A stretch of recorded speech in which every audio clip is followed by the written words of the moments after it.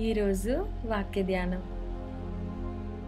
జనములలో నుండి మిమ్మును వేరుపరిచిన మీ దేవుడను నేనే. లేవ్యాకాండము 20:25. ఏర్పరచబడిన సమాజం.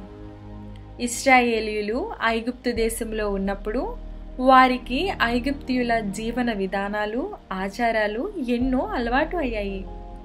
దేవుడు ఆ దేశం నుండి విమోచించినప్పుడు వారిని ఇతర అన్య దేశాల సంప్రదాయాల నుంచి వేరుచేసి నూతన జీవన విధానాలు, సంస్కృతి, ఆచారాలను దేవుడు వారికి ఇచ్చాడు.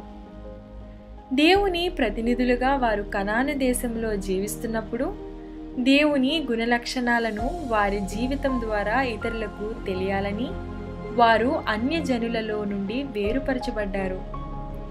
యేసును విశ్వసించిన ప్రతి ఒక్కరూ దేవునికి సాక్షులుగా ఉండుటకు వేరు చేయబడ్డారు. ఈ విధంగా మనం ఉన్నామా? ప్రార్థన.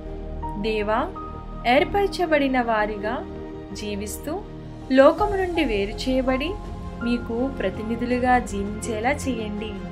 ఆమేన్. నేటి సూక్తి.